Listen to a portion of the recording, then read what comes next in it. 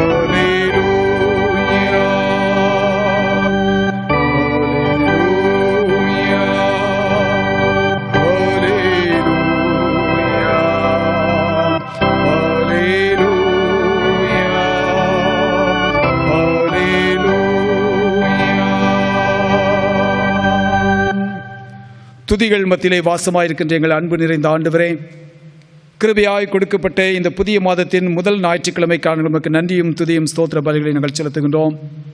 இந்த ஞாயிற்றுக்கிழமையினுடைய காலை வேளையிலே ஆண்டவரே, நாங்கள் இருக்கின்ற இடத்திலிருந்து நாங்கள் உமது சமூகத்தை நோக்கி நாங்கள் பார்க்கும்படியாக, மரியாள் தன்னை விட்டு ஈடுபடாத நல்ல பங்கை தெரிந்து கொண்டது போல சுவாமி, உம்முடைய பாதத்தண்டிலே நாங்கள் காத்திருந்து புதிய கிருபை வரங்களை நாங்கள் பெற்றுக்கொள்ளும்படியாக கர்த்தர் எங்களுக்கு தந்திருக்கிற நல் வாய்ப்புகளுக்கான நமக்கு நன்றியும் துதியும் ஸ்தோத்திர பலிகளை நாங்கள் செலுத்துகின்றோம். ஐயா தகப்பனே, இந்த ஆராதனைக்கு வேலைக்கான நமக்கு நன்றி செலுத்துகின்றோம். ஆரம்பம் முதல் முடிமட்டுமாக உம்முடைய அன்பின் பிரசனத்தை நாங்கள் உணரத்தக்கதான கிருபை வரங்களை நீர் எங்களுக்கு தாரும் சுவாமி.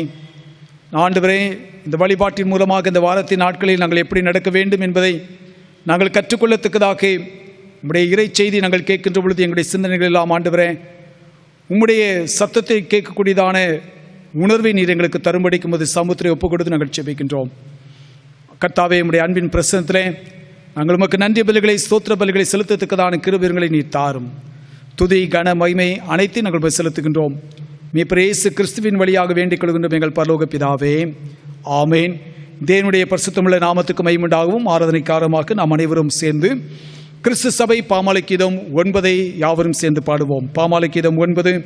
பூலோகத்தாரே யாவரும் கர்த்தாவில் களி கூறுங்கள், ஆனந்தத்தோടെ ஸ்தோத்திரம் செலுத்தி பாட வாருங்கள். பாமாலை கீதம் 9.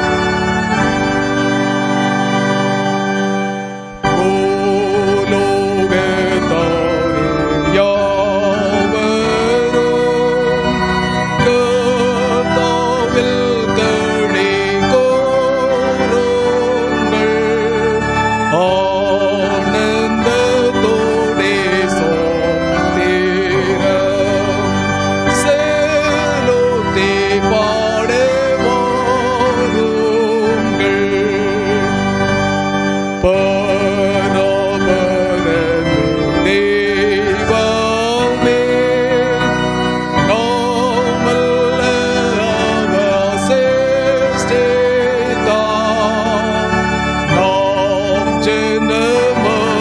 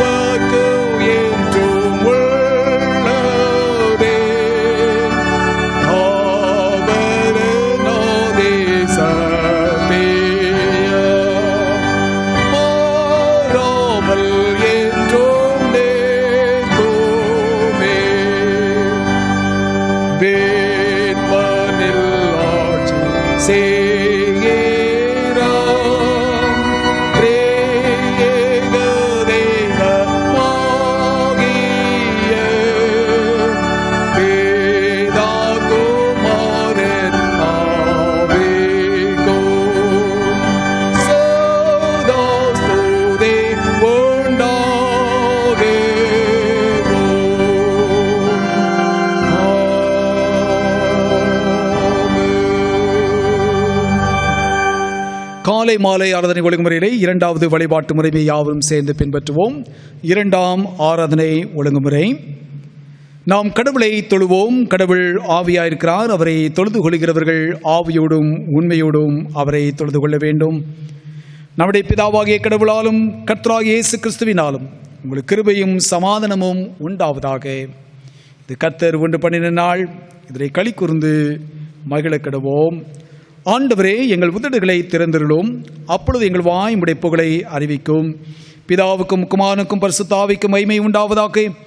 ஆதியிலும் எப்பொழுதும் எப்பொழுதுமான சதா காலங்களிலும் மகிமை உண்டாவதாக. ஆமேன். திரீக கடவுளை நாம் போற்றுவோம். எங்கள் தந்தையாம் கடவுளே, முது வல்லமையாலும் ஞானத்தாலும் எல்லாவற்றையும் படைத்து முதுகுமார் எங்கள் இரட்சகராக தரும்படி உலகத்தில் அன்பு கூர்ந்தீரேமை போற்றுகின்றோம்.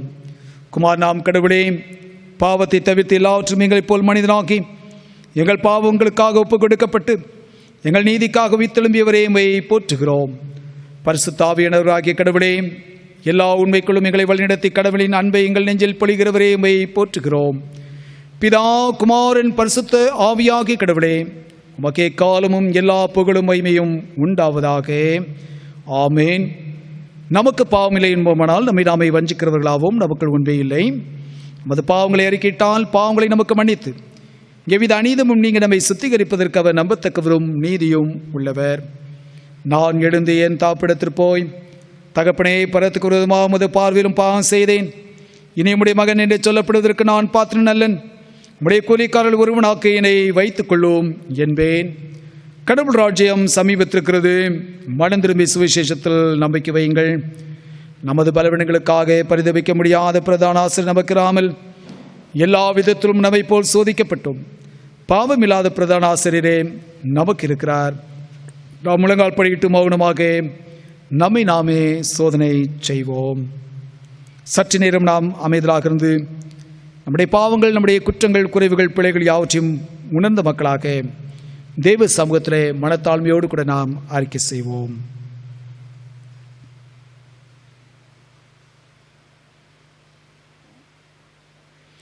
சர்வவல்லமையுள்ள கடவுளிடத்தில் நாம் நமது பாவங்களை தாழ்மையுடன் அறிக்கை செய்வதற்கு உதவியாக முதலாவது பாவரிக்கை ஜெபத்தை யாவரும் சேர்ந்து பின்பற்றுவோம். சர்வ வல்லமை மிகுந்த இரக்கமுள்ள பிதாவே, தப்பிப்போன ஆடுகளைப் போல நாங்கள் உம்முடைய வழிகளை விட்டு வழிவளைந்து போனோம். எங்கள் இருதயத்தின் யோசனைகளுக்கும் விருப்பங்களுக்கும் மிகவும் இணங்கி நடந்தோம். உமது பரிசுத்த கற்பனைகளுக்கு விரோதமாய் குற்றம் செய்தோம். செய்யத்தக்க விலை செய்யாமல் செய்யத்தகாத விலை செய்து வந்தோம். எங்களுக்கு சுகமே இல்லை. ஆனாலும் ஆண்டவரே, தேவரீர் எங்கள் ஆண்டவராக இயேசு கிறிஸ்துவின் மூலமாய் மனிதருக்கு அருளி செய்த வாக்குத்தத்தங்களின்படியே நிர்பாக்கியமுள்ள குற்றவாளிகளாக எங்களுக்கு இறங்கும். தப்பிதங்களை அறிக்கையிடுகிற எங்கள் மேல் பொறுமையாயிரும்.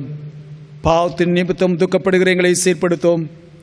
மிகவும் இரக்கமுள்ள பிதாவே, உம்முடைய பரிசுத்த நாமத்திற்கு மகிமை உண்டாகும்படி நாங்கள் இனி தேவ பக்தியும் நீதியும் தெளிந்த புத்தியும் உள்ளவர்களாய் நடந்து வர இயேசு கிறிஸ்துவின் நிமித்தம் எங்களுக்கு கிருபை செய்துள்ளோம். ஆமேன். சர்வ வல்லமையும் மிகுந்த இரக்கமுள்ள ஆண்டவர் மன்னிப்பையும் பாவ நிவர்த்தியும் உங்களுக்கு கட்டளையிட்டொருளி வாழ்க்கையை சீர்படுத்துவதற்கான காலத்தையும் தமது பரிசுத்தாவின் கிருபையும் தேற்றுதலையும் தந்தல்வராக. ஆமேன். ஆண்டவரை துதியுங்கள். ஆண்டவர் நாமம் துதிக்கப்படுவதாக. இன்றைய நாளுக்கென்று குறிக்கப்பட்ட சங்கீதம் 101. 101ஆம் சங்கீதத்தை நாம் சேர்ந்து சொல்லுவோம். சங்கீதம் 101. இரக்கத்தையும் நியாயத்தையும் குறித்து பாடுவேன். கர்த்தாவே, உம்மை கீர்த்தனம் பண்ணுவேன். உத்தமமான வழியிலே விவேகமாய் நடப்பேன். எப்பொழுது என்னிடத்தில் வருவேன்? என் வீட்டிலே உத்தம இருதயத்தோடே நடந்து கொள்ளுவேன். தீங்கான காரியத்தை என் கண்முன் வைக்க மாட்டேன். வழி விலகுகிறவர்களின் செய்கையை வெறுக்கிறேன். அது என்னை பற்றாது. மாறுபாடான இருதயம் என்னை விட்டு அகல வேண்டும். பொல்லாதவனை அறிய மாட்டேன். பிறனை இரகசியமாய் அவதூறு பண்ணுகிறவனை சங்கரிப்பேன். மேட்டிமை கண்ணனையும் பெருநெஞ்சுள்ளவனையும் பொறுக்க மாட்டேன்.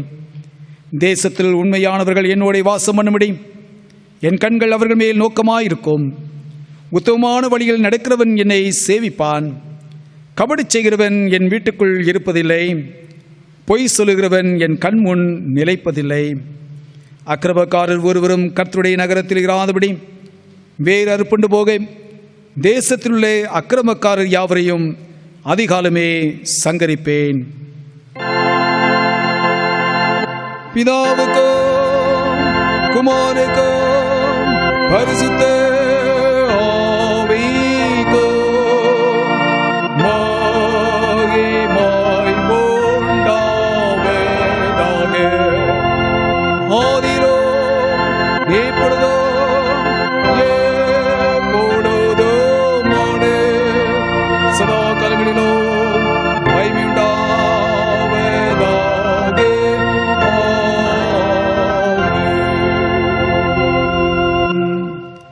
திருமறையிலிருந்து வேத பகுதிகள் வாசிக்க கேட்போம். வாசிக்க தெரிந்து கொள்ளப்பட்ட முதலாம் வேத படம் ஏசாயா எழுதின தீர்க்கதரிசன புஸ்தகம் 42ஆம் அதிகாரம் வசனங்கள் 1 முதல் 9 வசனங்கள் முடிய வாசிக்க கேட்போம். The first lesson is taken from the prophetical book of Isaiah, chapter 42, verses 1 to 9. ஏசாயா 42ஆம் அதிகாரம் 1 முதல். இதோ நான் ஆதரிக்கிற என் தாசன், நான் தெரிந்து கொண்டவரும் என் ஆத்துமாவுக்கு பிரியமானவரும் இவரே. என் ஆவியை அவர் மேல் அமர பண்ணினேன். அவர் புறஜாதிகளுக்கு நியாயத்தை வெளிப்படுத்துவார். அவர் கூக்குரலிட மாட்டார். தம்முடைய சத்தத்தை உயர்த்தவும் அதை வீதியிலே கேட்க பண்ணவும் மாட்டார். அவர் நெறிந்த நாணலை முறியாமலும் மங்கி எறிகிற திரியை அணையாமலும் நியாயத்தை உண்மையாக வெளிப்படுத்துவார். அவர் நியாயத்தை பூமியிலே நிலைப்படுத்த மட்டும் இளங்கரிப்பதும் இல்லை, பதறுவதும் இல்லை. அவருடைய வேதத்துக்கு தீவுகள் காத்திருக்கும். வானங்களை சிருஷ்டித்து அவைகளை விரித்து பூமியையும் அதிலே உற்பத்தியாகிறவர்களையும் பரப்பினவரும் அதில் இருக்கிற ஜனத்துக்கு சுவாசத்தையும் அதில் நடமாடுகிறவர்களுக்கு ஆவியையும் கொடுக்கிறவருமான கர்த்தராகிய தேவன் சொல்லுகிறதாவது, நீர் குருடருடைய கண்களை திறக்கவும் கட்டுண்டவர்களை காவலிலிருந்தும் இருளில் இருக்கிறவர்களை சிறைச்சாலையிலிருந்தும் விடுவிக்கவும் கர்த்தராகிய நான் நீதியின்படி உம்மை அழைத்து உம்முடைய கையை பிடித்து உம்மை தற்காத்து உம்மை ஜனத்திற்கு உடன்படிக்கையாகவும் ஜாதிகளுக்கு ஒளியாகவும் வைக்கிறேன். நான் கர்த்தர், இது என் நாமம். என் மகிமையை வேறொருவனுக்கும் என் துதியை விக்கிரகங்களுக்கும் கொடேன். பூர்வ காலத்தில் தெரிவிக்கப்பட்டவைகள் இதோ நிறைவேறலாயின. புதியவைகளையும் நானே அறிவிக்கிறேன். அவைகள் தோன்றாதற்கு முன்னே அவைகளை உங்களுக்கு சொல்லுகிறேன் என்பது வாசிக்க தெரிந்து கொள்ளப்பட்ட முதலாம் வேத பாடம் வாசித்தாயிற்று. தேவனே உமக்கு ஸ்தோத்திரம் உண்டாவதாக.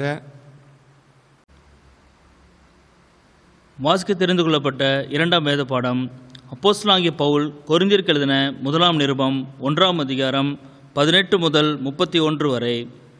1 கொரிந்தியர் 1ஆம் அதிகாரம் 18 முதல். சிலுவை பற்றிய உபதேசம் கெட்டுப்போயவர்களுக்கு பைத்தியமாயிருக்கிறது, ரட்சிக்கப்படுகிற நமக்கோ அது தேவபலனாயிருக்கிறது. அந்தப்படி ஞானிகளுடைய ஞானத்தை நான் அழித்து புத்திசாலியுடைய புத்தியை அவமாக்குவேன் என்று எழுதியிருக்கிறது. ஞானி எங்கே? வேதபாரகன் எங்கே? இப்பிரபஞ்ச தர்க்கசாஸ்திரி எங்கே? இவ்வுலகத்தின் ஞானத்தை தேவன் பைத்தியமாக்கவில்லையா? எப்படியெனில் தேவ ஞானத்துக்கேற்றபடி உலகமானது சுயஞானத்தினாலே தேவனை அறியாதிருக்கையில் பைத்தியமாக தோன்றுகிற பிரபஞ்சத்தினாலே விசுவாசிகளை ரட்சிக்க தேவனுக்கு பிரியமாயிற்று. யூதர்கள் அடையாளத்தை கேட்கிறார்கள், கிரேக்கர் ஞானத்தை தேடுகிறார்கள். நாங்களோ சிலுவையில் அறையப்பட்ட கிறிஸ்துவை பிரசங்கிக்கிறோம். அவர் யூதருக்கு இடரலாயும் கிரேக்கருக்கு பைத்தியமாயும் இருக்கிறார். ஆகிலும் யூதரானாலும் கிரேக்கரானாலும் எவர்கள் அழைக்கப்பட்டிருக்கிறார்களோ அவர்களுக்கு கிறிஸ்து தேவபலனும் தேவ ஞானவுமாய் இருக்கிறார்.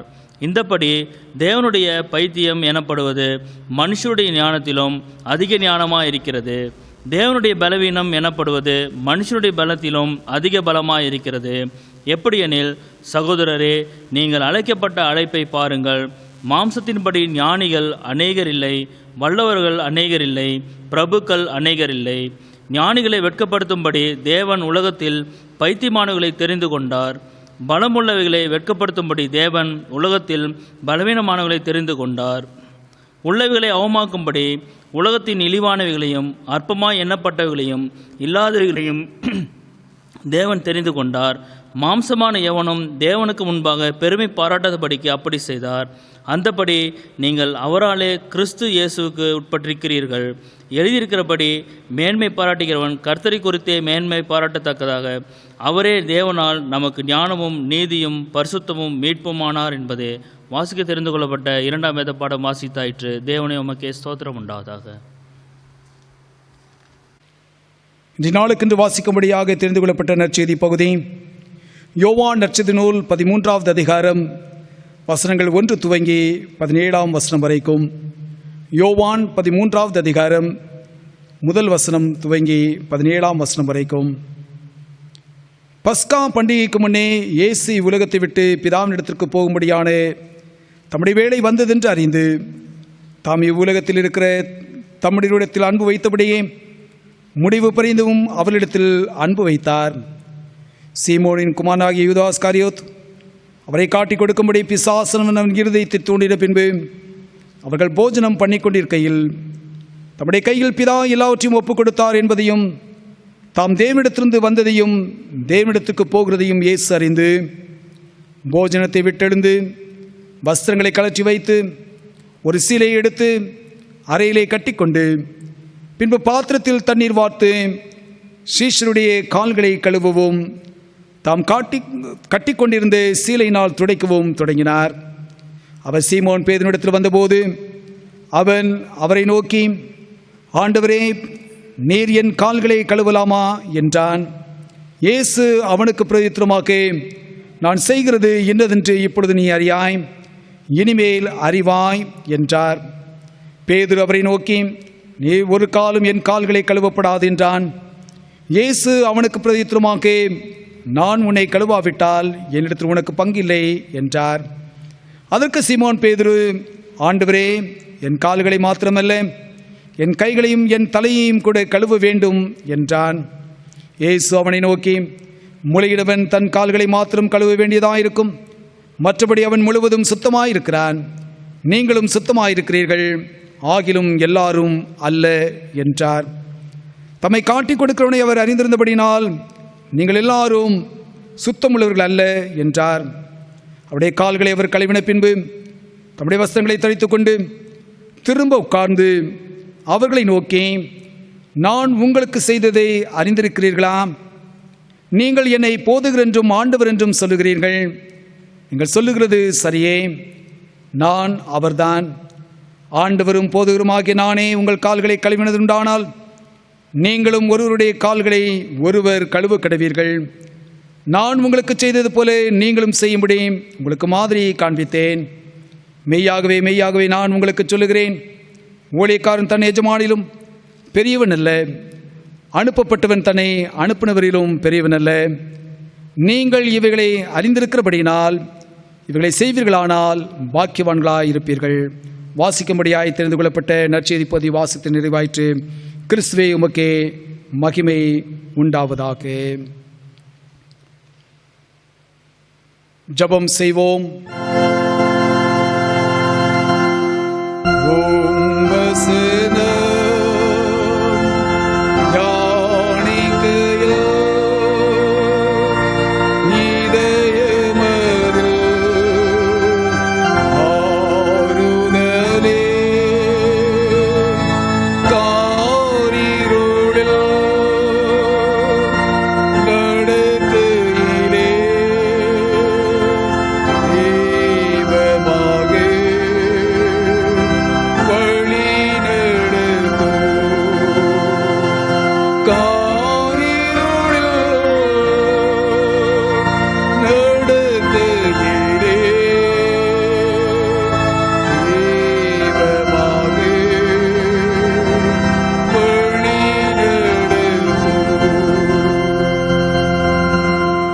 நேசிக்கிற எங்கள் அன்பு நிறைந்த ஆண்டவரே, மீண்டுமாக இந்த பரிசுத்தமான ஓய்வு நாளின் பகல் பொழுதிற்கான நமக்கு நன்றியும் துதியும் ஸ்தோத்திர பலிகளை நாங்கள் செலுத்துகின்றோம். தகப்படே, எமது பாதத்திலே நாங்கள் அமர்ந்திருக்கின்றோம். ஆவியானவரே, என்னோடு கூட எங்களோடு கூட உறவாடும்படியாய் பேசும்படியாய் இப்படி சமூகத்தில் ஒப்புக் கொடுத்து நாங்கள் ஜெபிக்கிறோம். ஐயா, எங்கள் யாருடைய சிந்தனைகளும் ஆண்டவரே உமக்கு சமூகத்திலே பெரியமுள்ளதாய் காணப்பட நீர் எங்களுக்கு உதவி செய்ய வேண்டும் என்று நாங்கள் மன்றாடுகிறோம் சுவாமி. இந்த நாளிலே கர்த்தாவே, நீர் எங்களுக்கு உணர்த்தி காட்டுகின்றவர்களை நாங்கள் உணர்வுள்ள இருதயத்திலே நாங்கள் பதித்தவர்களாய் எங்கள் வாழ்க்கையிலே நாங்கள் அவைகளுக்கு செவி கொடுக்கவும் கீழ்ப்படியவும் ஆண்டவர் எங்களுக்கு ஒத்தாசி தாரும் சுவாமி. அடிமையை முழுதுமாக மறைத்தருடும். நீர் ஒருவர் மாத்திரமே மகிமையாக வெளிப்படும். இறைமகன் இயேசு கிறிஸ்துவின் இன்ப நாமத்தில் வேண்டிக் கொள்கிறோம் எங்கள் பரலோக பிதாவே, ஆமேன். கிறிஸ்துக்குள் அன்பானவர்களே, இந்த புதிய மாதத்தினுடைய முதல் ஞாயிற்றுக்கிழமையிலே உங்கள் அனைவரையும் மீண்டுமாய் சந்திப்பதிலே ஆண்டவர் கொடுத்த நல் வாய்ப்பிற்காக நான் ஆண்டவரை ஸ்தோத்திரிக்கிறேன். ஆண்டவருக்கு நான் நன்றி சொல்கின்றேன். நாளை நம்முடைய தென்னிந்திய திருச்சபையின் வழிபாட்டின் முறைமையின் அடிப்படையில் நாம் சிந்திப்பதற்காக நமக்கு கொடுக்கப்பட்ட தலைப்பு அருட்பணி மனுக்குலத்திற்கு சேவை என்ற தலைப்பிலே நான் உங்களோடு கூட சில காரியத்தை திருமறை சார்ந்து உங்களோடு கூட பகிர்ந்து கொள்ள நான் விரும்புகின்றேன். இந்த ஞாயிறானது அருட்பணி ஞாயிறு என்று சொல்லி தென்னிந்திய திருச்சபை நாம் அதை அனுசரிக்க வேண்டும் என்று சொல்லி நமக்கு அழைப்பை நமக்கு கொடுத்திருக்கின்றது.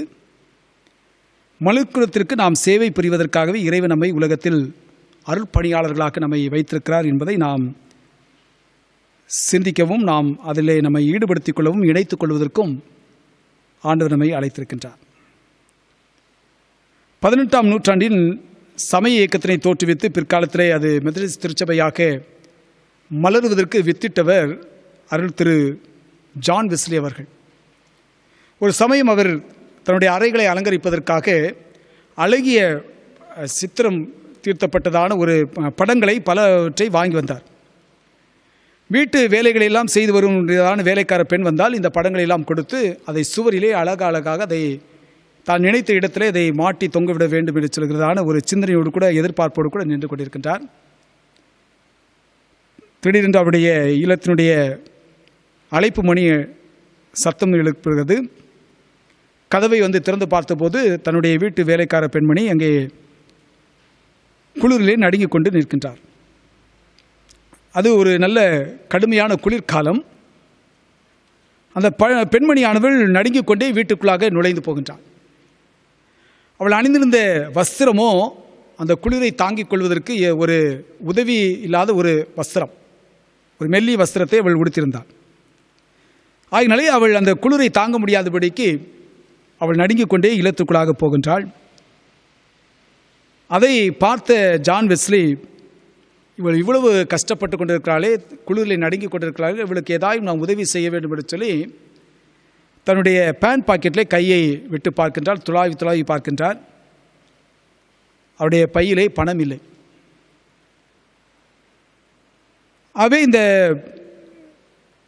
பெண்ணுக்கு ஏதாவது நாம் உதவி செய்ய வேண்டுமே அப்படின்னு சொல்லி அவர் முயற்சி செய்தாலும் கூட அங்கே அவருக்கு உதவி செய்வதற்கு அங்கே வாய்ப்பு இல்லாத ஒரு சூழ்நிலை. கொஞ்ச நேரம் ஆனது. அவர் சற்று யோசித்து பார்க்க ஆரம்பிக்கின்றார். அவருடைய சிந்தனையிலே ஒரு பொறி ஒன்று தட்டுகிறது. என்னவென்று சொன்னால், அவருடைய எஜமான் பார்த்தவரை சொல்வது போல் அவர் நினைத்து பார்க்கிறார். என்ன நினைத்து பார்க்கிறார்? மிகவும் நன்றாய் செய்தாய், உத்தமும் உண்மையுமான ஊழியக்காரனே, உன் வீட்டிலே படங்களை கொண்டு அலங்கரிக்க நீ நினைத்தாய். இந்த ஏழை குளிரில் நடுங்கின்ற காட்சியை உனக்கு மறந்து விட்டாயோ அல்லது மறைந்து போய்விட்டதோ, சற்று நீ யோசித்து பார் என்று சொல்லி அந்த ஒரு சிந்தனையானது அவருக்குள் நினைவானது வருகின்றது. நீ நினைப்பது போல அது படங்கள் வெறும் படங்கள் அல்ல, உன் வீட்டிலே வேலை செய்கிறதான இந்த வேலைக்கார பெண்ணுடைய இரத்தமாக இருக்கிறது. அதை நீ உணர வேண்டும் என்று சொல்கிற அந்த சிந்தனை அவர்களுக்கு வந்தவுடனே அன்றைய தினத்தில் ஒரு முடிவை எடுக்கின்றார், ஒரு தீர்மானம் எடுக்கின்றார். என்ன தீர்மானம் எடுத்து சொன்னால், ஏழைகளை குறித்த கரிசனை வாழ்வும், கட்டுப்பாடான ஒரு வாழ்வும், கடமை உணர்வோடு கூடிய வாழ்வு வாழ வேண்டும் என்று சொல்லி இந்த 3 சிந்தனைகளை அடித்தளமாய் வைத்துதான் அவருடைய வாழ்வானது செயல்பட ஆரம்பித்தது. இதை எதற்கு நான் சொல்கிறேன் என்று சொன்னால், மிஷன் சண்டே அருட்பணி ஞாயிறு, இது மனுக்குலத்திற்கு நாம் சேவை செய்வதற்காக, சர்வீஸ் டு ஹியூமனிட்டி, அதற்கு நாம் இந்த உலகத்தில் நாம் வைக்கப்பட்டிருக்கிறோம். வைக்கப்படுகின்ற பொழுது நம்முடைய சிந்தனை எல்லாம் செயல் வடிவத்தில் காட்டப்பட வேண்டும். அநேக சமயத்திலே நாம் கிறிஸ்தவர்களாய் நாம் இருக்கின்றோம். நம்முடைய கிறிஸ்தவர்களே சிலர் என்ன எப்படி நினைக்கிறார்கள் என்று சொன்னால், ஆவிக்குரிய பரலோகத்திற்குரியதான சிந்தனைத்தான் அவசியம் என்று ஒரு குறுகிய ஒரு கண்ணோட்டம், குறுகிய ஒரு வட்டத்துக்குள்ளாக வாழ்கிற கூட்டத்தின் மக்கள் இருக்கத்தான் செய்கிறார்கள். இன்னொரு கூட்டத்தார் எப்படிப்பட்டவர்களாக இருக்கிறார்கள்? அதுவல்ல, மனித சமுதாயத்திற்கு என்ன சேவை செய்ய வேண்டும், மனித சமுதாயத்துக்கு தான் ஏதாயிலும் சேவை புரிய வேண்டும், ஏதாவது உதவி செய்கிறவனாக இருக்க வேண்டும், நன்மை செய்கிறவனாக இருக்க வேண்டும், அதுதான் கடவுள் விரும்புகின்ற காரியம் என்று சொல்லி அதை ஒரு குறுகிய கண்ணோட்டத்தோடு கூட வைத்து கொண்டு பார்க்கிறவர்கள் இருக்கத்தான் செய்கிறார்கள். ஆனால் கிறிஸ்துவ வாழ்விலே இறைவன் நம்மிடத்தில் எதிர்பார்க்கிற காரியம் இரண்டும் நமக்கு அவசியமாக இருக்கிறது. ஆவிக்குரிய வளர்ச்சியிலே நாம் வளரவும் வேண்டும், கடவுளிடத்தில் வைத்திருக்கிறதான பயபக்தியிலே நாம் ஒவ்வொரு நாளும் வளர்களாக இருக்க வேண்டும், நம்பிக்கையிலே விசுவாசத்திலே வளர்களாக இருக்க வேண்டும். அதே நேரத்திலே உலகத்தில் நம்மை சூழ்ந்திருக்கிறதான மற்ற மக்கள் இருக்கிறார்கள், அவருடைய வாழ்க்கை நிலை எப்படி இருக்கிறது, அவருடைய வாழ்க்கை தரம் எப்படிப்பட்ட தரமாக இருக்கிறது, அவர்களுக்கு நான் என்ன செய்ய வேண்டும், என்னிடத்தில் அவர்கள் எதிர்பார்க்கின்ற காரியம் என்ன, அல்லது இறைவனிடத்தில் அவர்களுக்காய் செய்ய வேண்டியதான காரியங்கள் என்ன, என் மூலமாய் செய்ய வேண்டிய காரியங்கள் என்ன என்பதை நாம் சிந்திப்பதற்கு நாம் அநேக சமயத்திலே தவறி போய்விடுகின்றோம். இன்றைக்கு திருச்சபையினுடைய நிலைகளிலே அநேக சமயங்களில் நாம் இப்படித்தான் வாழ்ந்து கொண்டிருக்கிறோம், இப்படித்தான் நிலைமைகள் இருக்கிறது, அதை நாம் மறுக்க இயலாது. ஆனால் திருச்சபை எதற்காக அழைக்கப்பட்டிருக்கிறது, அழைக்கப்பட்டனுடைய நோக்கம் என்ன, இவைகள் எல்லாவற்றும் சரியான நிலையிலே புரிந்து கொள்ளாதபடிக்கு இருப்பதனால்தான் இப்படிப்பட்ட ரெண்டு விதமான வித்தியாசமான சிந்தனைகள் திருச்சபைகளுக்காக விசுவாசிகளுக்காக அதிகமாக காணப்படுகிறது. அவை ரெண்டும் அவசியமாக இருக்கிறது. ஒரு நாணயம் இருக்கிறது என்று சொன்னால் இரண்டு பக்கங்களும் இருந்தால்தான் அது நாணயமாக அது மதிப்பு உள்ளதாக இருக்கும். ஒரு பக்கம் தேய்ந்து விட்டது, இன்னொரு பக்கம் மாத்திரம் இருக்கிறது என்று சொன்னால் அந்த நாணயமானது செல்லாத ஒரு காசாக போய்விடும், அதுக்கு மதிப்பு இழந்து போனது ஒரு காசாக மாறி போய்விடும்.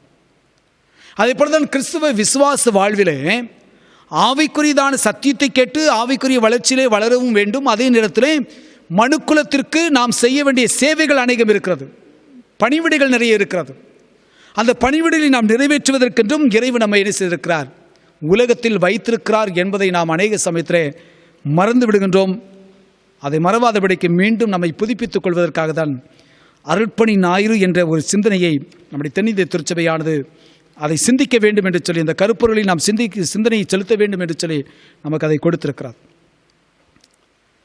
அவை நற்செய்தி நற்செயல் இந்த இரண்டும் ஒன்றை ஒன்று பிரிக்க முடியாதவைகள், இரண்டுமே இணைந்து செல்ல வேண்டும். ஒரு விசுவாசியுடைய வாழ்க்கையிலே இந்த ரெண்டுமே இணைந்து இருக்க வேண்டும். இறைவன் கொடுக்கின்றதான நற்செய்தி, அந்த நற்செய்தியை மற்றவர்களுக்கு சொல்லத்தக்கதான ஆவிக்குரிய முதிர்ச்சி வளர்ச்சி நமக்குள் வேண்டும். அதே நேரத்திலே நற்கிரியைகளும் நமக்கு இடத்திலே காணப்பட வேண்டும். என்றால் வேதம் தெளிவாக சொல்வது கிரியை இல்லாத விசுவாசம் செத்தது என்று வேதம் சொல்லுகிறது. அவை கிரியும் இருக்க வேண்டும், விசுவாசமும் இருக்க வேண்டும்.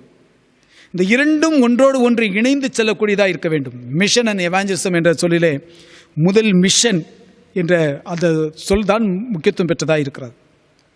அதற்கு அருட்பணி, நற்பணி, நற்செயல் என்றெல்லாம் நாம் அதை மொழியாக்கம் செய்து விடலாம். அந்த நற்செயல் என்பது நற்செய்தி முந்தி நிற்கிறது, முதன்மையான இடத்தை அது பெற்றிருக்கிறது. இன்றைய நிகழ்வுகள் நாளைய செய்திகளாகவும், நேற்று நடந்தவைகள் இன்றைக்கு வரலாறாகவும் இன்றைக்கு என்ன செய்யப்படுகிறது, நமக்கு வகையெழுத்தப்பட்டு கொடுக்கப்படுகிறது. இன்று நாம் நற்செய்தியை நாம் எவ்விதமாக நாம் அறிவித்துக் கொண்டிருக்கிறோம், எப்படி நாம் மற்றவர்களுக்கு நாம் நற்செய்தி கொடுக்கின்றோம். நற்செய்தி என்பது ஏதோ ஒரு குறிப்பிட்ட சாராருக்கு மாத்திரமல்ல, நற்செய்தி என்பது எல்லா மக்களுக்கும் உரியது. உலகத்தில் இறைவனால் படைக்கப்பட்ட அத்தனை மக்களுக்கும் நற்செய்தி செல்ல வேண்டும். நற்செய்தியை அறியாதவர்கள், நற்செய்தியை பெற்றுக்கொள்ளாதவர்கள், அவர்களிடத்தில் நற்செய்தியை கொண்டு போய் கொடுப்பது விசுவாசிகளாகிய நம்மிடத்திலே ஆண்டவர் கொடுத்திருக்க ஒரு பெரிதான உன்னதமான ஒரு பொறுப்பு. அதுதான் சீஷர்களை பார்த்து சொன்னார், உலகமெங்கும் போய் சகல சிஷ்யர்களும் சுவிசேஷத்தை பிரசங்கிங்கள். பிரசங்கிப்பதற்கு மாத்திரமல்ல, கிரிகளில் நீங்கள் அதை என்ன செய்ய வேண்டும், காட்ட வேண்டும். அதைத்தான் இந்த நாட்களில் நாம் பின்பற்ற நாம் அழைக்கப்பட்டவர்களாக இருக்கிறோம். இன்றைக்கு நாம் எப்படி நாம் நற்செய்தியை நாம் பின்பற்றுகிறோம், அல்லது நற்செய்தி நற்செயல்களை நாம் எப்படி செய்கின்றோம் என்றால், ஆண்டவராக இயேசு கிறிஸ்துவை பின்தொடர்ந்து அல்லது அவரை பின்பற்றி அவருடைய அடிச்சுவடுகளை முன்மாதிரியாய் கொண்டு நாம் செயல்பட நாம் அழைக்கப்பட்டிருக்கிறோம். ஏதோ நமக்குன்னு சொல்லி ஒரு ஃப்ரேம் ஒர்க்கை வைத்துக்கொண்டு இப்படித்தான் செய்ய வேண்டும், அப்படித்தான் செய்ய வேண்டும் என்பதல்ல. நமக்கு மாதிரி யார், ஆண்டவராக இயேசு கிறிஸ்து மாத்திரமே நமக்கு மாதிரியாக இருக்கின்றார். யோவான் நற்செய்தி 13வது அதிகாரம் 14வது வசனம் 15வது வசனத்தை நாம் வாசிப்போம் என்று சொன்னால், வேதம் சொல்கிறது, ஆண்டவரும் போதருமாய் நானே உங்கள் கால்களை கழுவினது உண்டானால் நீங்களும் ஒருவருடைய கால்களை ஒருவர் கழுவ கடவீர்கள். உங்களுக்கு நான் மாதிரி வைத்திருக்கிறேன், நல்ல காரியத்தை நான் உங்களுக்கு கற்றுக் கொடுத்திருக்கேன். என்னுடைய கிரியின் மூலமாக ஒரு காரியத்தை உங்களுக்கு கற்றுக் கொடுத்திருக்கேன். என்ன காரியம் என்று சொன்னால், உங்களுடைய கால்களை நான் கழுவினது உண்டானால் நீங்களும் ஒருவருடைய கால்களை ஒருவர் என்ன செய்ய வேண்டும்? கழுவ வேண்டும் என்று ஆண்டவர் இங்கே சொல்கிறார். 15வது வசனம் வாசிக்கும் போது, நான் உங்களுக்கு செய்தது போல நீங்களும் செய்யும்படி உங்களுக்கு மாதிரியை காண்பித்தேன். உங்களுக்கு நான் மாதிரியை நான் வைத்திருக்கிறேன். அந்த மாதிரியை நீங்கள் பின்பற்றி செயல்பட வேண்டும் என்பதுதான் என்னுடைய எதிர்பார்ப்பாக இருக்கிறது என்று சொல்லி ஆண்டவர் இங்கே தெளிவாக சுட்டி காட்டுவதை குறித்து நாம் பார்க்கின்றோம். அவை இயேசு கிறிஸ்துவினுடைய வாழ்வை நாம் ஆராய்ந்து பார்க்கின்ற பொழுது செய்தி வேறு செயல் வேறு என்று ஒருபோதும் இருந்ததில்லை. செய்தியும் செயல்பாடும் இரண்டும் இயேசு கிறிஸ்துவினிடத்திலே ஒன்றிணைந்துதான் சென்றது என்பதை நாம் தெளிவாக நாம் அறிந்து கொள்ள நாம் அழைக்கப்பட்டுள்ளார்கள். இந்த சிந்தனையோடு கூட அர்ப்பணி செய்வதற்கு நம்மை அர்ப்பணிக்க இறைவன் நம்மை அழைத்திருக்கின்றார். 2 காரியத்தை நான் இயேசுவினுடைய அர்ப்பணியிலே திருமுறை கண்ணோட்டத்திலே நான் உங்களோடு கூட நான் பகிர்ந்து கொள்ள நான் விரும்புகிறேன். முதலாவது காரியம் இயேசுவினிடத்திலே நாம் காண்கின்ற ஒரு காரியம் என்று சொன்னால், கற்பித்தலும் போதித்தலும் காணப்பட்டது. எவைகளை கற்றுக் கொடுக்க வேண்டும், எவைகளை போதிக்க வேண்டும் என்பதிலே இயேசு கிறிஸ்து அவர் எப்பொழுதும் அக்கறை உள்ளவராக காணப்பட்டார். இயேசு கிறிஸ்துவினுடைய திருப்பணியிலே முதல் அம்சமாக இருப்பது மக்களுக்கு அவர் கொடுத்த தீர்க்கமான போதனைகள் தான். யோவான் 3வது அதிகாரம் 2வது வசனத்திலே சொல்லப்படுகிறது. யூதருக்கு அதிகாரி நிக்கோதேமு சொல்வது, ரபி, நீர் தேவனிடத்திலிருந்து வந்த போதகர் என்று அறிந்திருக்கிறோம். ஏனெனில் ஒருவனும் தன்னுடனே தேவன் இராவிட்டால் நீர் செய்கிற இப்படிப்பட்ட அற்புதங்களை செய்ய மாட்டான். நீ செய்கின்ற அற்புதத்தை ஒருவனும் செய்ய மாட்டான். ஏனென்று சொன்னால் நீ தேவனிடத்திலிருந்து வந்த போதகர் என்று நாங்கள் என்ன செய்திருக்கிறோம், அறிந்திருக்கிறோம். நீ நற்கிரியைகளும் செய்கின்றீர், அற்புதங்களை நீ செய்து கொண்டிருக்கின்றீர். அதே நேரத்தில் நீ எப்படிப்பட்டவராக இருக்கிறீர்? போதிக்கிற ஆண்டவராக, கற்றுக் கொடுக்கின்ற ஆண்டவராக நீர் இருக்கிறீர் என்பதை நாங்கள் இப்போது அறிந்திருக்கிறோம் என்று சொல்லி தீர்க்கமாக சொல்கிற ஒரு வார்த்தை குறித்து நாம் பார்க்கின்றோம். இன்னும் மத்தேயு நற்செய்தி 4வது அதிகாரம் 23வது வசனத்தை நாம் வாசித்து பார்க்கின்ற பொழுது, இயேசு கலிலியா எங்கும் சுற்றி நடந்து அவருடைய ஜெப ஆலயங்களில் உபதேசித்து ராஜ்யத்தின் சுவிசேஷத்தை பிரசங்கித்து ஜனங்களுக்கு உண்டாயிருந்த சகல வியாதிகளையும் சகல நோய்களையும் நீக்கி சொஸ்தமாக்கினார். அவர் கலிலியா எங்கும் சுற்றி நடந்து ஜெபாலயங்களிலே உபதேசித்து ராஜ்யத்தின் சுவிசேஷத்தை பிரசங்கித்தார். பிரசங்கத்தோடு கூட நின்று விடாதபடிக்கு அங்கே குறைபாடோடு கூட வருகிறவர்கள், தேவையோடு கூட வருகின்றவர்கள், தங்களுடைய வாழ்க்கையை எவைகளை நிவர்த்தி செய்ய வேண்டுமோ அவைகள் நிவர்த்தி அடையும் என்ற நம்பிக்கையோடு கூட வருகிறவர்களுக்கு அவர் என்ன செய்கிறாராம்? வியாதிகளை நீக்கி அவர்களை சொஸ்தப்படுத்துகின்றார். நற்கிரியை அங்கே என்ன செய்யப்படுகிறது? காட்டப்படுகிறது. யோவான் 1வது அதிகாரம் 38வது வசனத்தில் வாசிப்போம் போது, சீஷர்கள் யோவானுடைய சீஷர்கள் விதமாய் சொல்கிறார்கள், ரபி, நீர் எங்கே தங்கியிருக்கிறீர் என்று கேட்டார்கள். ரபி என்பதற்கு போதகரே என்று அர்த்தமாம். இயேசு கிறிஸ்து நல்ல சிறந்த ஒரு போதகர். போதகர் மாத்திரமல்ல, அவருடைய போதனைகளிலே 2 விதமான அம்சங்கள் காணப்படுது. ஒன்று, ஆரோக்கியமான உபதேசங்கள் இருந்தது. அன்பினுடைய அடிப்படையிலான நடைமுறை வாழ்வியல் சிந்தனைகள், கருத்துக்கள் அங்கே காணப்பட்டது. இவைகளெல்லாம் இயேசுடைய போதனைகளிலே காணப்பட்டதான சாராம்சங்கள். அன்பு, அகிம்சை, அமைதி, பாசம், பரிவு, நீதி, நேர்மை, தியாகம், இவைகள் எல்லாம் இன்றளவும் இயேசுடைய போதனையிலே போதிக்கப்பட்டிருப்பதை நாம் அறிந்திருக்கிறோம். அதை கடைப்பிடிக்கிறவர்கள் யார்? நாம் கடைப்பிடித்துக் கொண்டிருக்கின்றோமா? ஆண்டவனிடத்தை சொல்கின்ற காரியம், நாம் மற்றவர்களுக்கு சுவிசேஷத்தை அறிவிக்க வேண்டும். அறிவிப்பதோடு கூட நாம் நின்று விடாதபடிக்கு நாம் என்ன செய்ய வேண்டும்? இயேசு கிறிஸ்துவை போல கிரியைகளிலே நாம் என்ன செய்ய வேண்டும்? இணைத்துக்கொள்ள நாம் அழைக்கப்பட்டுள்ளாக இருக்கிறோம். இன்றைக்கு மக்கள் பல்வேறு விதமான அடிமைத்தனமான வாழ்விலே வாழ்ந்து கொண்டிருக்கிறார்கள். அடிமைத்தனமான வாழ்விலே உழன்று கொண்டு துன்புறுகின்ற ஒரு நிலைகளிலே நாம் பார்க்கின்றோம். அது காரணம் என்னவென்று சொன்னால், தங்களை பற்றியும் இறைவனை பற்றியதான மனுக்குலத்தின் மேல் ஆண்டவர் வைத்திருக்கிற திட்டம் இவைகளை குறித்து அவர்கள் என்ன செய்யவில்லை, இன்னும் அறியவில்லை. இதுக்கு காரணம் அவருடைய அறியாமை தான். அப்போ அந்த அறியாமையுடைய இருளை அவர்களிடத்திலிருந்து எடுத்து போட வேண்டும் என்று சொன்னால், கிறிஸ்துவின் ஒளியாகிய அவருடைய வார்த்தைகளை அவர்களுக்கு நாம் என்ன செய்ய வேண்டும்? கொடுக்க வேண்டும். அவருடைய வார்த்தைகளை அவர்களிடத்தில் நாம் போதிக்க நாம் அழைக்கப்பட்டுள்ளாக இருக்கிறோம். ஆனால் இன்றைக்கு நம்முடைய கிறிஸ்துவ ஜீவியத்தில் நாம் பின்பற்றுகிற காரியங்கள் என்ன? அக்கறையற்றதான வர்க்க பேதங்கள், சாதி வேறுபாடுகள், பாரம்பரியங்கள், சடங்காச்சாரங்கள், இவைகளைத்தான் அதிகமாக நம்ம செய்யணும்னு சொல்லி நம்ம விரும்புகிறோமே தவிர, ஆண்டவர் சொல்லுகிற வார்த்தைகளை, ஆண்டவருடைய சுவிசேஷத்தை மற்றவர்களுக்கு சொல்ல வேண்டும். அந்த சுவிசேஷமானது கிரிகள் மூலமாக வெளிக்காட்டப்பட வேண்டும் என்பதை நாம் அநேக சமயத்தில் நாம் என்ன செய்கிறோம், மறந்து போய்விடுவோம். ஆயினால் தான் மக்கள் இன்றைக்கும் துன்பச் சிறைகளிலே சிறைப்பட்டு கொண்டே இருக்கிறார்கள். அவை இன்றைக்கு வன்முறை கலாச்சாரம், ஆபாச கலாச்சாரம் இதெல்லாம் மலிந்து வருகிறது. இன்றைக்கு சமூகத்துக்குள்ளாக அதிகமாக மலிந்து வருகின்ற ஒரு காரணமாக இருக்குது. அது காரணம் என்று சொன்னால் நீங்களும் நான் தான், நம்முடைய அறியாமையினுடைய நிலை தான். நாம் என்ன செய்ய வேண்டும்? ஒளி இழந்து போனவர்களுக்கு ஒளியை கொடுக்கத்தக்கதாக இயேசுவாகிய ஒளியை அவர்களுக்கு கொடுக்க வேண்டும். அவரிடத்தில் கற்றுக்கொண்டதான போதனையின் வழியாய் நாம் கற்றுக்கொண்டதான பிரமாணங்களை, சுவிசேஷத்தை, நற்செய்தியை அவர்களுக்கு நாம் தெளிவாக தைரியமாய் நாம் அவர்களுக்கு கொடுக்க நாம் அழைக்கப்பட்டுள்ளாய் இருக்கின்றோம். 150 ஆண்டு காலங்களுக்கு முன்பதாக பிஷப் கால்வெல் துரை அவர்கள் தூத்துக்குடி மாவட்டத்தில் இருக்கக்கூடியதான இடையங்குடி என்று அழைக்கப்படுகிற ஒரு கிராமத்திலே அவர்கள் தன்னுடைய பணியை ஆரம்பித்தார்கள்.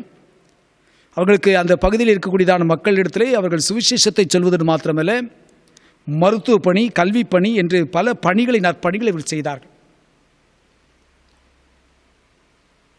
இன்றைக்கு அவர்களுடைய உழைப்பு நிமித்தமாக இன்றைக்கு உயர்ந்தவர்கள் அநேகர் இருக்கிறார்கள். கல்வி அறிவை பெற்றவர்கள் அநேகர் இருக்கிறார்கள்.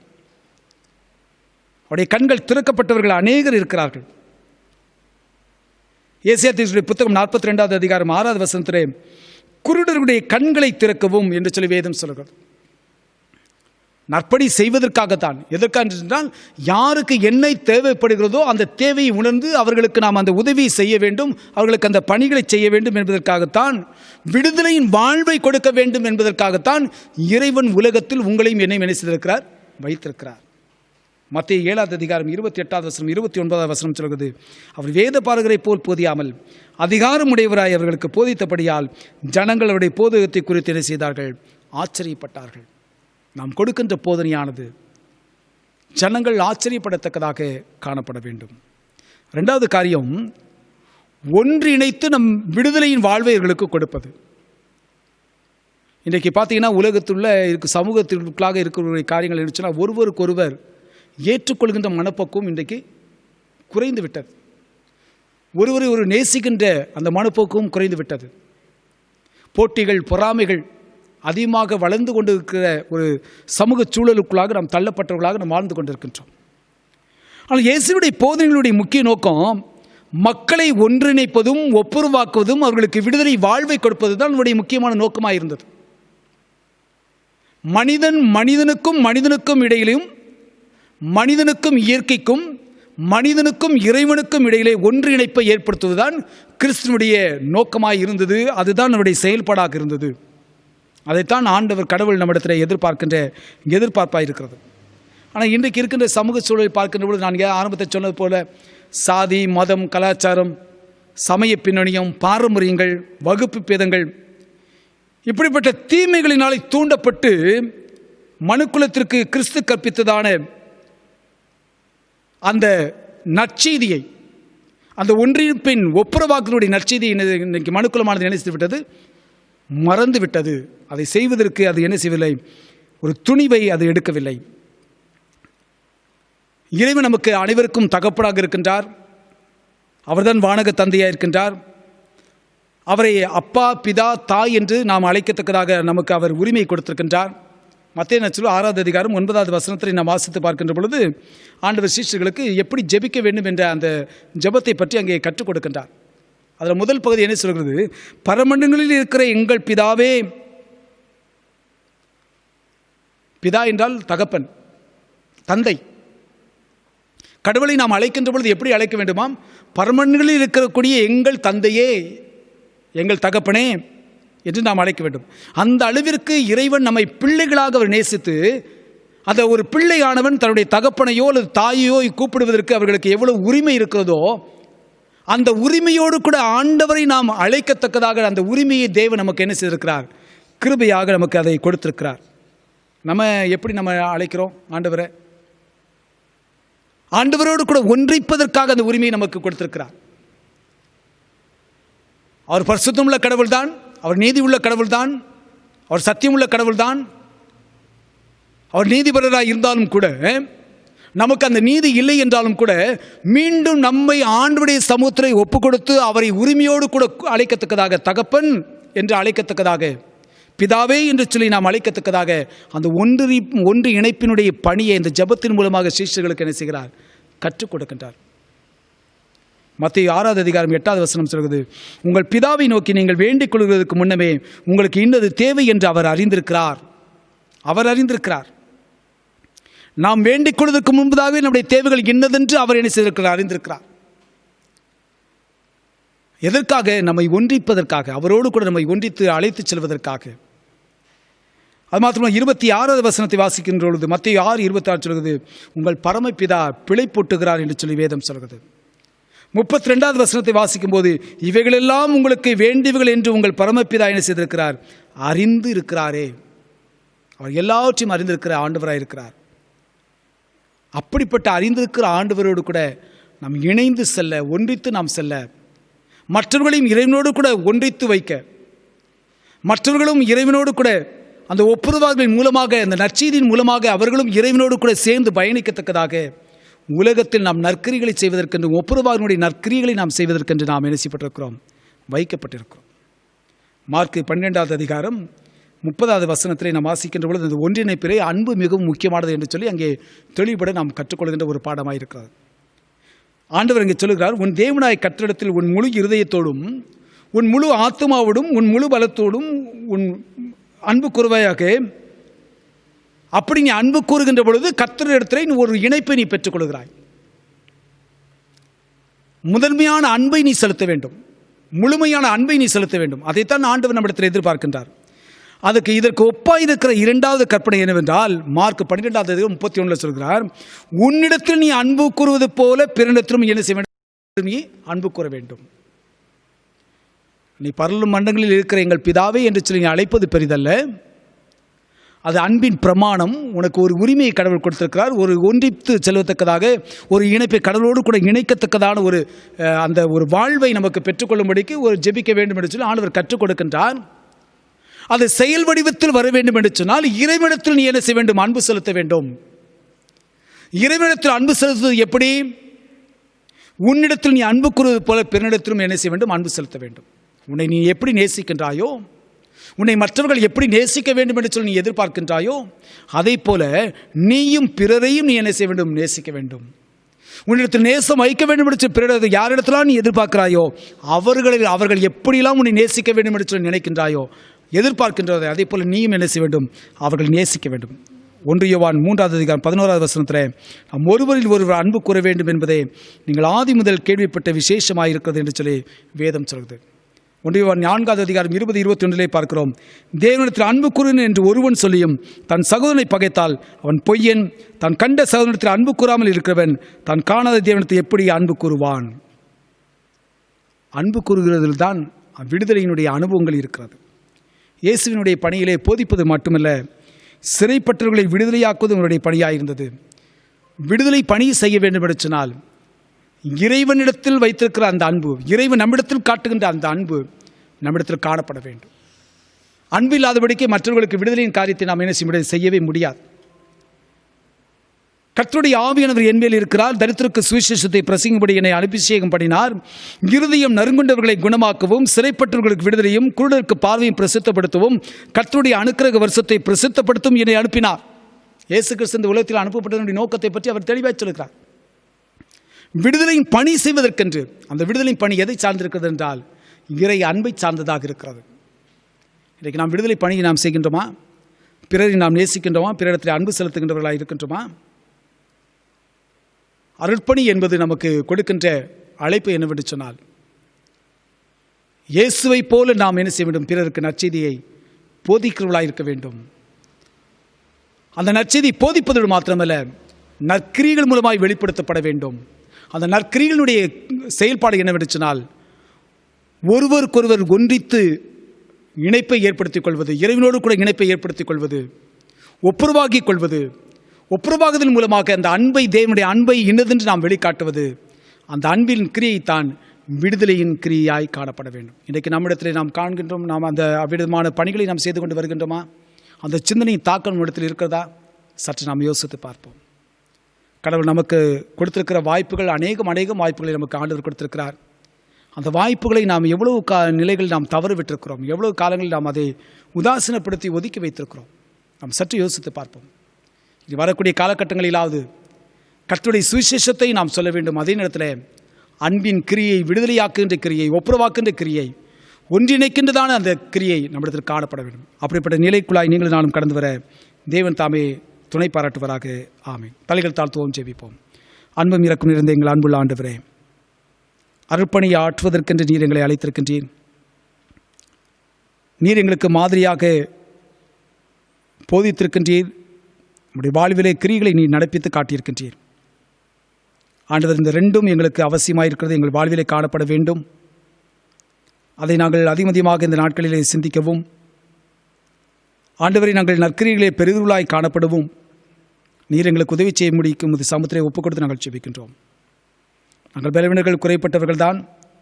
ஆனால் பலவீனங்கள் குறைவுகளை எல்லாவற்றையும் நீர் தாமே நீக்கி எங்களை பலப்படுத்தும்படிக்கும் இது சமுத்திரை ஒப்புக் கொடுத்து நாங்கள் ஜெபிக்கிறோம். துதிகார மகிமை எல்லாம் நாங்கள் செலுத்துகின்றோம். இப்போ இயேசுவின் இன்ப நாமத்தில் வேண்டிக் கொள்கிறோம் எங்கள் பரலோக பிதாவே. ஆமென். நாம் அனைவரும் சேர்ந்து நம்முடைய விசுவாசத்தினை அப்போஸ்தலர் விசுவாச பிரமாணத்தின் மூலமாக நாம் அறிக்கை செய்வோம். யாவரும் எழுந்து நின்று நாம் அறிக்கை செய்வோம். வானத்தையும் பூமியும் படைத்து சர்வவல்லமையுள்ள பிதாவாகிய தேவனை விசுவாசிக்கிறேன். உடைய ஒரே குமாரனாகிய என்னுடைய நாதர் இயேசு கிறிஸ்துவையும் விசுவாசிக்கிறேன். அவர் பரிசுத்த ஆவியினாலே கன்னிமரித்து உற்பத்தி பிறந்தார். பொந்திய பிலாத்துவின் காலத்தில் பாடுபட்டு சிலுவையில் அறையுண்டு மரித்து அடக்கமிடப்பட்டு பாதாளத்தில் இறங்கினார். 3ஆம் நாள் மரித்தோரிடத்திலிருந்து எழுந்தருளினார். பரமளத்துக்கு ஏறி சர்வவல்லமையுள்ள பிதாவாகிய தேவனுடைய வலது பார்சலை வீற்றிருக்கிறார். அவ்விடத்திலிருந்து உயிரோரும் மருத்துவரும் நியாயந்திருக்க வருவார். பரிசுத்தாய் விசுவாசிக்கிறேன். பொதுவாக இருக்கிற பரிசுத்த சபையும் பரிசுனுடைய ஐக்கியமும் பாவமன்னிப்பும் சரீரமும் நித்திய ஜீவனும் உண்டென்று விசுவாசிக்கிறேன். ஆமேன். சபையார் அமருங்கள். அறிவிப்பு.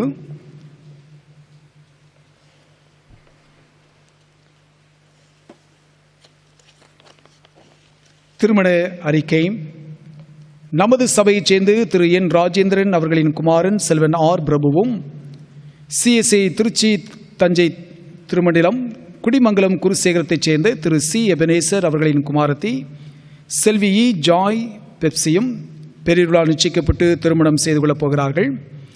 இவர்களை இப்பரிசுத்த மெய் விவாகத்தில் சேர்க்கக்கூடாத நியாயமான தடைகள் காரணங்கள் உண்டென்று உங்களில் யாராலும் அறிந்திருந்தால் அதனை எழுத்து மூலம் இச்சபை குருவானவருக்கு தெரியப்படுத்தும்படி கேட்டுக்கொள்ளப்படுகிறீர்கள். இது இவர்களுக்கு முதலாம் திருமண அறிக்கை. ஜெபம் செய்வோம். அன்புள்ள ஆண்டவரே, நாங்கள் உமக்கு நன்றி செலுத்துகின்றோம். மனிதன் தனிமையாக இருப்பது நல்லதல்ல, அவனுக்கு ஏற்ற துணையை உண்டாக்குமாக என்று சொல்லி ஆதாமுக்கு ஏவாளை துணையாக நீர் ஏற்படுத்தி கொடுத்தேன். அதே போல சுவாமி, இந்த நாளிலும் விசேஷமாக என்னுடைய அருமையான பிள்ளைகள் செல்வன் ஆர் பிரபுவும் செல்வி இ ஜாய் பெப்சியும் பெருவிழா நிச்சயிக்கப்பட்டு திருமணம் செய்து கொள்ளப் போகிறார்களப்பா. நம்முடைய பிள்ளைகளை கர்த்தாவே இந்த திருமண விவாகத்தில் இணைக்கப்படும்படிக்கு நம்முடைய பிள்ளைகளை நீதாமே ஆயத்தப்படுத்தி ஆசீர்வதிக்க வேண்டும் என்று நாம் மன்றாடுகிறோம். கர்த்தாவே, உமது பிள்ளைகள் தங்களை ஆண்டுடைய கரத்திலே மீண்டுமாக ஒரு விசையாக தாழ்த்தி கொடுக்கவும் ஒப்புக் கொடுக்கவும் இந்த திருமண நிகழ்விலே அவர்கள் பங்கடைந்து உமது சமூகத்திலே உம்முடைய சன்னிதானத்திலே உடன்படிக்கை செய்து வாக்குறுதிகளை கொடுக்கின்ற பொழுது உள்ளத்தின் ஆழங்களிலிருந்து கர்த்தரிடத்திலே நாங்கள் செய்கின்றோம் என்பதை உணர்ந்து ஆண்டவரே, உமது பிள்ளைகள் இந்த திருமண காரியத்திலே பங்கடையத்தக்கதான பாக்கியத்தை நீ தாரும் சுவாமி. ஆண்டவரே, இந்த திருமண காரியத்திற்கென்று உமது அருமையான பிள்ளைகளும் அன்பின் பெற்றார்களும் எடுத்துக்கொள்கிற பிரயாச முயற்சிகளை கர்த்தரிருக்கிறேன். கர்த்தர் தாமே அவர்களுடைய பிரயாச முயற்சிகளை கர்த்தர் வர்த்திக்க செய்தலும் ஆசீர்வதியும். தேவைகளிலே நன்மைகளிலே குறைவுகள் ஒன்றும் வராதபடிக்கு உமது பிள்ளைகள் நிறைவை பெற்றுக்கொள்ள கர்த்தர் உதவி செய்யும்படி நாங்கள் கெஞ்சுகின்றோம். துதி கன மகிமை அனைத்தையும் நாங்கள் செலுத்துகிறோம். இப்போ இயேசுவின் இன்ப நாமத்தில் வேண்டிக் கொள்கிறோம் எங்கள் பரலோக பிதாவே. ஆமேன்.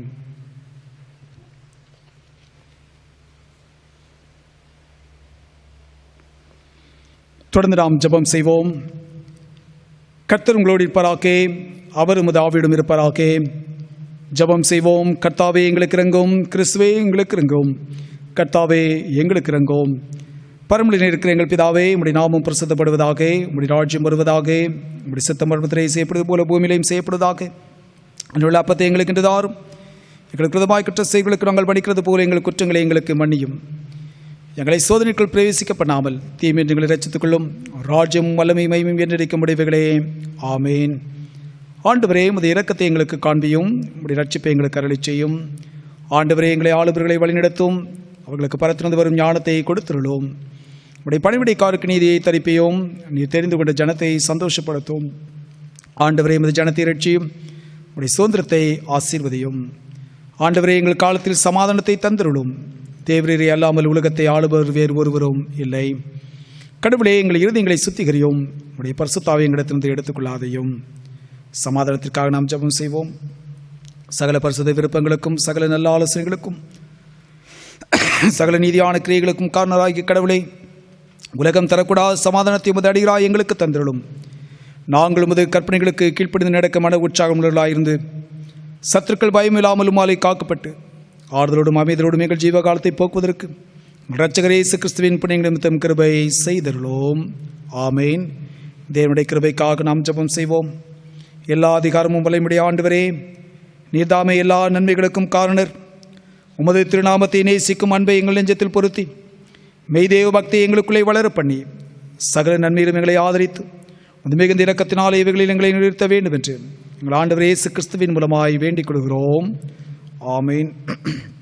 தொடர்ந்து நாம் ஜெபம் செய்வோம். எங்கள் நேசிக்கிற எங்கள் அன்பு நிறைந்த ஆண்டவரே, மீண்டும் உங்களுக்கு நன்றி செலுத்துகின்றோம். கிருபையை தந்திருக்கின்ற இந்த புதிய மாதத்தின் நாட்களுக்காக நமக்கு நன்றி செலுத்துகிறோம். அப்பா, இந்த மாதத்தினுடைய முதல் ஞாயிற்றுக்கிழமையிலே உடைய சன்னிதானத்தை நோக்கி நாங்கள் ஆண்டவரை பார்க்கும்படியாக கர்த்தாவே நீர் கொடுத்த வாய்ப்புகளுக்காக நாங்கள் நமக்கு நன்றி செலுத்துகிறோம். சுவாமி தகப்பனே, நீர் தந்த உடைய வார்த்தைகளுக்காக நமக்கு நன்றி செலுத்துகின்றோம். அந்த வார்த்தைகளை கர்த்தாவே இந்த வாரத்தின் நாட்கள் முழுவதுமாக நாங்கள் அதை குறித்து தியானிக்கவும் சிந்திக்கவும் எங்கள் வாழ்வோடு கூட ஆண்டவரை நாங்கள் இணைத்து பார்த்து ஆண்டவரே உமது நாமத்திற்கு மகிமை உண்டாகத்தக்கதாக உடைய சித்தத்தை செய்து வரத்தக்கதான நிலைகளிலே எங்களை உமது கரத்திலே நாங்கள் அர்ப்பணம் செய்யும் நீர் எங்களுக்கு அனுக்கிரகம் பாராட்டு. சுவாமி கர்த்தாவே, விசேஷமாக எங்களுடைய தேசத்தினுடைய நிலைகளை நீர் அறிந்திருக்கிறேன். ஆண்டவர், இந்த வைரஸ் தொற்றினாலே ஆண்டவரே பல மக்கள் பாதிக்கப்பட்டிருக்கிறார்கள். அநேகரை இலக்கு கொடுத்திருக்கிறார்கள். சுவாமி, இலக்கு கொடுத்த அன்பின் குடும்பத்தின் பிள்ளைகளுக்காக நாங்கள் ஜெபிக்கின்றோம். அவர்களுக்கு நீரே ஆறுதலின் தேவனாக இருந்து ஆற்றி தேற்றி முடிமையான தெய்வீக சமாதானத்தை நீர் அவர்களுக்கு தந்து சுவாமி உடைய அன்போடு கூட வழிநடத்தி வரும்படியாக நம்முடைய சமுத்திர ஒப்பு கொடுத்து நாங்கள் ஜெபிக்கின்றோம். தகப்பனே, குறிப்பாக எங்கள் தேசத்தை ஆளுகிற தலைவர்களுக்காக நாங்கள் ஜெபிக்கின்றோம். அதிகாரிகளுக்காக ஜெபிக்கின்றோம். பொறுப்புள்ளவர்களுக்காக நாங்கள் ஜெபிக்கின்றோம். ஆண்டவரே, மருத்துவ சிகிச்சை செய்து கொடுக்கின்றதான மருத்துவர்களுக்காக, செவிலியர்களுக்காக, ஆண்டவரே மருத்துவமனையில் பணியாற்றுவர்கள் ஒவ்வொருவருக்காக, ஆண்டவரே சுகாதார பணி செய்து வருகிற பிள்ளைகளுக்காக நாங்கள் ஜெபிக்கிறோம். சுவாமி, ஒவ்வொருவரையும் நீதாமே ஆசீர்வதிப்பீராக. சுவாமி கர்த்தாவே, தங்களையே தியாகமாய் அர்ப்பணம் செய்து தங்களுடைய வாழ்வை பிணை வைத்து சுவாமி அவர்கள் செய்து கொண்டிருக்கிறார்களப்பா. ஆண்டவர்களுக்கு எந்த விதமான தொற்றுகளும் எந்த விதமான வியாதிகளும் பலவீனங்களும் வராதபடிக்கு அவர்கள் காத்துக்கொள்ளுங்கப்பா. மனதிலே சோர்வுகள் ஏற்படாதபடிக்கு அவர்கள் இன்னும் அதிகமாக பிரயாசங்கள் எடுக்கவும் முயற்சி எடுக்கவும் ஆண்டவர்களுக்கு ஞானமுடைய இருதயத்தை தரும்படிக்கும் அதை சமுத்திர ஒப்பு கொடுத்து நாங்கள் ஜெபிக்கின்றோம். மருத்துவமனையில் அனுமதிக்கப்பட்டு சிகிச்சை பெற்று வருகிற அடியார்களை கண் வைக்கி பாரும். ஆண்டவர்களுக்கு தேவையான நல்ல சரீர சுகத்தையும் பலத்தையும் மறுவாழ்வை தந்து நீர் ஆசீர்வதிக்கும்படிக்கு நாங்கள் கெஞ்சின்றோம். ஒவ்வொருவரும் துரிதமாய் சுகம் பெற்று தங்களுடைய இல்லத்துக்கு செல்லவும் தங்களுடைய பிள்ளைகளோடு கூட குடும்பத்தின் மக்களோடு கூட அன்பாய் வாழவும் நீர் உதவி செய்யும்படிக்கும் அது சமுத்திர ஒப்பு கொடுத்து நாங்கள் ஜெபிக்கின்றோம். கர்த்தாவே, ஆபத்து காலத்தில் நோக்கி கூப்பிடப்படுது நான் உனக்கு மறு உத்தரவு கொடுப்பேன் என்று சொன்ன தெய்வமே, இப்படிப்பட்ட ஆபத்தான காலகட்டங்களிலே உம்மை நோக்கி நாங்கள் பார்க்கிறோம். ஐயா, எங்கள் முகங்கள் வெக்கப்பட்டு போகாதபடிக்கு சுவாமி எங்கள் முகங்கள் பிரகாசிக்கத்தக்கதாக இம்மட்டும் நீர் உதவி செய்த தெய்வம் இனிமேலும் ஆண்டவரை உதவி செய்து வழிநடத்தும்படிக்கு நாங்கள் கெஞ்சுகின்றோம். அப்பா கர்த்தாவே, விசேஷமாக எங்கள் திருச்சபைக்காக நாங்கள் சமுத்திரம் மன்றாடுகிறோம். சபையில் குடும்பத்தின் அங்கத்தினர்களுக்காகவும் சபையின் மூப்பர்களுக்காகவும் ஆண்டவரே நாங்கள் சமூகத்திலே மன்றாடுகிறோம். சுவாமி, ஒவ்வொரு பிள்ளைகளையும் நீர் பேர் நீர் ஆசீர்வதித்து உமது நாமத்தை மகிமைப்படுத்துவீராக. இந்த ஊரடங்கு காலகட்டங்களிலே கர்த்தாவே, ஆலய பிரகாரத்தில் வந்து உமது நாமத்தை ஆராதிக்க முடியவில்லை என்றாலும் கூட அவர்கள் இருக்கின்றதான இல்லங்களில் இருந்து ஆண்டவரே உம்மை ஆராதிப்பதற்கு அவர்களுக்கு கொடுத்த வாய்ப்புகளுக்காக, அடியானுக்கு கொடுத்த வாய்ப்புகளுக்காக நமக்கு நன்றி செலுத்துகிறோம், ஸ்தோத்திரிக்கிறோம். சுவாமி, இந்த நிலையை ஆண்டவரே தொடர்ந்து நீடிக்காதபடிக்கு இந்த வைரஸ் தொற்று நோய் எல்லாம் அழிந்து போகவும் ஆண்டவரே எங்கள் தேசத்திலே சுபிட்சம் காணப்படவும், மகிழ்ச்சி காணப்படவும், ஆரோக்கியம் காணப்படும் எங்களுக்கு நீர் உதவி செய்யும்படிக்கும் போது சமுத்திர ஒப்பு கொடுத்து நாங்கள் ஜெபிக்கின்றோம்.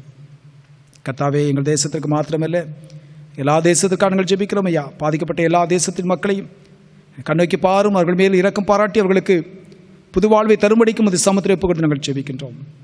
மாத்திரமல்ல, தேசத்தை ஆளுகை செய்கிற தலைவர்கள், அதிகாரிகள், பொறுப்புள்ளவர்கள் தங்களுடைய கடமைகள், பொறுப்புகளை நிறைவேற்றவும் ஞானமுடைய இருதயத்தையும் சரீர சுகத்தையும் பலத்தையும் ஆரோக்கியத்தையும் கிருபையை கட்டளையிட்டு அற்புதமாக நீர் வழிநடத்தும்படிக்கும் அது சமுத்திர ஒப்புக் கொடுத்து நாங்கள் ஜெபிக்கின்றோம்.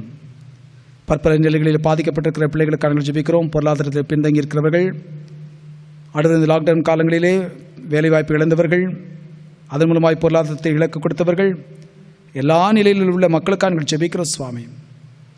சிறு பிள்ளைகளுக்காக நாங்கள் ஜெபிக்கின்றோம். பள்ளி செல்கின்ற பிள்ளைகளுக்காக ஜெபிக்கின்றோம். கல்லூரிக்கு செல்கின்ற பிள்ளைகளுக்காக ஜெபிக்கின்றோம். எல்லா காரியங்களும் ஆண்டவரை தடைப்பட்டு இருப்பதை நீர் அறிந்திருக்கிறீர். தடைகளை அகற்றி போடும் ஆண்டவரை. மீண்டுமாக ஆண்டவரை நாங்கள் அனைவரும் ஆசீர்வாதத்தை, புது ஆசீர்வாதத்தை பெற்றுக்கொள்ளத்தக்கதாக எங்கள் வாழ்க்கை பயணம் தொடர கர்த்தர் எங்களுக்கு அனுக்கிரகம் பாராட்டும் படிக்கும் போது சமுத்திரப்பு கொடுத்து நாங்கள் ஜெபிக்கின்றோம். எல்லாருக்கும் இருந்த காலகட்டங்களில் அதிகமாக ஜெபத்திலே, வேதத்தை தியானிப்பதிலே, வாசிப்பதிலே அதிகமாக நேரத்தை செலவிட்டு உன்னதானங்களை பெற்றுக்கொள்ள கர்த்தர் கிருபை பாராட்டும் சுவாமி. கர்த்தாவே, வேலை வாய்ப்பிற்காக பிரயாசப்படுகிற பிள்ளைகளுக்கு வேலை வாய்ப்புகளை கிருபையை தாரும். பிரசவத்திற்காக நோக்கி இருக்கிறதான பிள்ளைகளுக்கு நல்ல சுக பிரசவத்தை கிருபையை கட்டளையிட்டு தாயும் சேயமாய் பிரிக்கப்பட்டு கர்த்தருடைய சன்னிதானத்தில் வந்து உமக்கு நன்றி பலிகளை ஸ்தோத்திர பலி செலுத்தத்தக்கதான கிருபைகளை நீ தாரும். கர்த்தாவை, திருமண காரியங்களுக்கு ஆயத்தப்பட்டு கொண்டிருக்கிற பிள்ளைகளுக்காகவும் ஆயத்தப்பட்டும் தடைப்பட்டு போயிருக்கிற பிள்ளைகளுக்காக நாங்கள் ஜெபிக்கிறோம். அதற்கென்று காத்திருக்கிற பிள்ளைகளுக்காக நாங்கள் ஜெபிக்கிறோம். கர்த்தர் தாமே மனமிறங்கி அந்த பிள்ளைகளுக்கு நன்மையான காரியங்களை நேர்த்தியான காலகட்டங்களை செய்து முதலாமத்தை இந்த பிள்ளைகள் பிரஸ்தாபப்படுத்த மகிமைப்படுத்த கிருபை பாராட்டுகிறார்கள் சுவாமி. கர்த்தாவே, நம் குழந்தை பாக்கியத்திற்காக அவளோடு கூட காத்திருக்கின்ற பிள்ளைகளுக்காக நாங்கள் ஜெபிக்கின்றோம். கர்த்தாவே, அவர்களுக்கு ஏற்ற வேளையிலே குழந்தை பாக்கியத்தை நீர் தாரும். அவர்கள் இந்த குடும்பங்கள் சந்தோஷப்பட முதலாமத்தை பிரஸ்தாபப்படுத்த நீர் கிருபை பாராட்டு சுவாமி. எங்களுக்காக ஜெபித்துக் கொள்ளுங்கள் என்று சொன்ன பிள்ளைகளுக்காக சமுத்திரம் மன்றாடுகிறோம். அவருடைய தேவைகளை என்னதென்று அறிந்திருக்கிறேன். அந்த பிள்ளைகளுக்கு நன்மையான இவளை பரத்திருந்தபடி சித்தத்தின் புறமாய் அருளிச்சுவீராக சுவாமி. வாரத்தின் நாட்களை தங்களுடைய பிறந்தநாள் மற்றும் திருமண நினைவுக்கிற எல்லா பிள்ளைகளுக்காக சமுத்திரம் மன்றாடுகிறோம். ஒவ்வொரு பிள்ளைகளையும் நீர் பேர்பிரா நீர் ஆசீர்வதித்து இந்த புதிய வயதின் காலங்கள் அவர்களுக்கு ஆசீர்வாதமாக இருக்கத்தக்கதாக, புதிய வருடத்தின் காலங்கள் ஆசீர்வாதமாக இருக்கத்தக்கதாக கர்த்தர் துணை பாராட்டும் சுவாமி. துதி கன மகிமை எல்லாம் நாங்கள் செலுத்துகிறோம். இப்போ இயேசு கிறிஸ்துவின் வழியாக வேண்டிக் கொள்கிறோம் எங்கள் பரலோக பிதாவே, ஆமீன். ஏத்திரத்து ஒருமுடப்பட்டு உம்மை நோக்கி எங்கள் பொதுவான விண்ணப்பங்களை செய்ய எங்களுக்கு கிருபை எடுத்த சர்வவல்லமையுள்ள கடவுளே, 2 பேராது 3 பேராது என் நாமத்தினாலே கூடி வரும் பொழுது அவர்கள் கேட்கிறவர்களை அருளிச்சுவேன் என்று வாக்களிக்கிறீரே. கர்த்தாவே, உமது அடியாராய் எங்களுக்கு வேண்டிய நன்மைகள் உண்டாக எங்கள் விருப்பங்களும் வேண்டுதலும் எப்பொழுது நிறைவேற்றி இம்மையிலே உம்முடைய சத்தியத்தை அறிகிற அறிவையும் மறுமையிலே நித்திய ஜீவனையும் எங்களுக்கு கட்டளையிட்டருளோம். ஆமீன். என் ஆத்துமாவே கர்த்தரை ஸ்தோத்திரி, என் முழு உள்ளமே அவர் பரிசுத்த நாமத்தை ஸ்தோத்திரி. ஆத்துமாவே கர்த்தரை ஸ்தோத்திரி, என் முழு உள்ளமே அவர் பரிசுத்த நாமத்தை ஸ்தோத்திரி.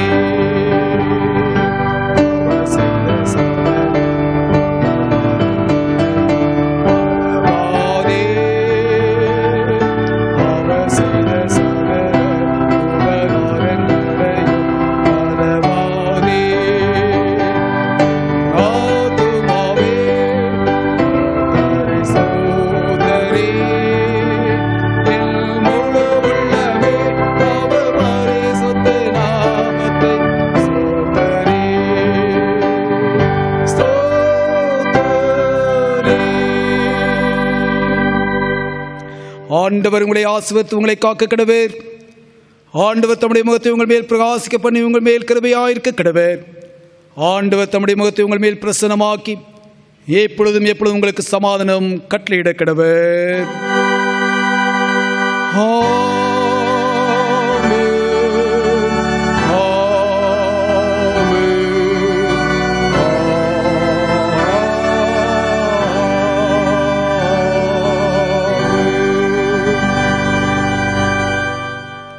God bless you. ஒரு அறிவிப்பு, உங்களுக்கு ஜெப தேவைகள் இருக்கும் என்று சொன்னால் உங்களுடைய ஜெப குறிப்புகளை என்னுடைய தொலைபேசியிலே நீங்கள் நேரடியாகவோ அல்லது குறுஞ்செய்தி மூலமாக நீங்கள் உங்களுடைய ஜெப குறிப்பை அனுப்பி வைப்பீர்கள் சொன்னால் நாங்கள் உங்களுக்காக கருத்தாய் ஜெபிக்க நாங்கள் எப்பொழுதும் ஆயத்தமாக இருக்கிறோம். உங்களுடைய ஜெப குறிப்புகளை அனுப்பும்படியாக உங்களை அன்புடன் நினைவூட்டுகிறோம். கடவுள் உங்களை இன்னும் அதிகமாக ஆசீர்வதிப்பாராக.